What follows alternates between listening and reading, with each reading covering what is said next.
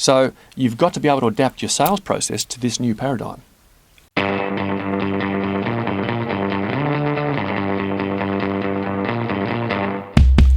I've got Graham Hawkins with me again. Welcome back, Graham. Thanks, John. We've had some great discussions, love them, and you made some controversial statements, but I think they're important because we really do have to rethink the way we sell and go through a transformation process. And I want to talk about how we do that in a future interview. But in the meantime, I really want to get more depth and understanding of some of the issues that are driving us to transformation. I know you made a statement that a lot of sales leaders are very focused on sales process. And you're saying you need to get that focus away and focus on the customer's buying journey or buying process. That's correct. So you're saying forget the sales process and just go to the buying journey? You've got to understand the buyer before you can apply the sales process. Now, in 27 years of selling, I've learned, read every book and learned a lot of different methodologies for selling, and they all have their place. But nowadays, increasingly, the balance of power has shifted to increasingly educated buyers. So we have to be able to adapt our sales process to each buyer, and every buyer is different. In the research phase of my book, I spent a lot of time understanding buyers, the vendor stack, the new buying journey. And everything I've learned in the past, John, has if not subtly changed, then changed dramatically. So what are some of those things? Well, your ability to influence the customer right from the start. When I first started selling, I could go in, have a discussion with a customer, highlight and identify pain, go away, come back with a solution to that pain, and influence and control the sales cycle.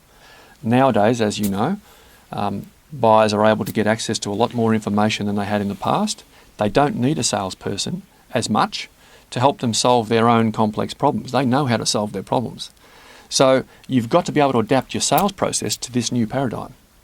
Okay. And you do that in every single deal? Because I expect every enterprise and every buying exercise has a different process. So are we changing our sales process every time we go through a buyer journey? We're adapting. Again, the research phase of the book, I spoke with a lot of enterprise customers, from banking and financial institutions to airlines to large telcos.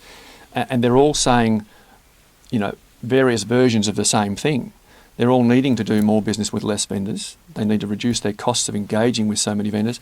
Take a large bank here in Australia, 1,100 vendors currently supplying that bank to help them run their business.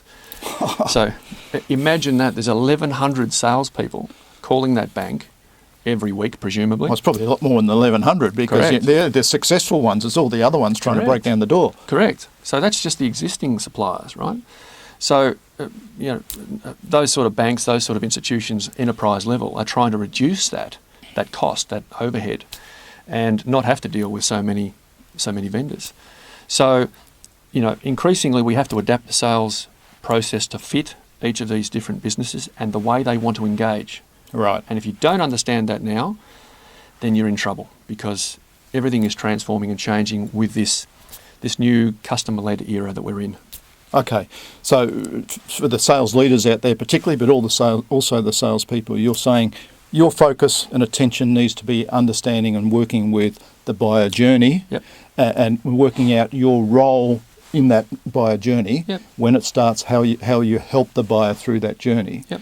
And ultimately hopefully get success for your own organisation. But it's about helping the buyer, from what you're saying, rather than focus on, here's my sales process, I'm going to take the buyer through my sales process. Correct. And that's a radical change for some people. It is, and there's a lot of people that will be, left behind to some extent if they're not prepared to adapt and change and learn. When you look at the way most vendor salespeople operate, it's a very inwardly focused operation. It's the sales process. I know the sales process, and I take my customers through the sales process. You've almost got to flip that on its head now and say, let me understand what the buyer wants. One of the great questions I heard a sales guy ask recently of a buyer was, can you tell me an example of when a vendor came to you, a salesperson came to you and gave you a really good experience right through the journey and beyond sale, post-sale. Right. And that's the kind of customer or the kind of salesperson or question to a customer that you need to start to understand. It's more than just sales too, it's marketing as well. And we'll, again, I think I'd like to come back and talk about what marketing's role is in the buying journey and the fact that we need to plan that whole thing and make sure we're providing a good customer experience, both for marketing and sales, aligned together, working on one strategy. Correct. You've got to put your best team on the field. Okay, so it's all about buyer journey, all about the buying process, and not about our sales process. Correct. Okay, great message. We'll talk more about how we adapt to that in future interviews, if that's okay. Sounds good. Thanks, John. Thanks, Graham. Cheers.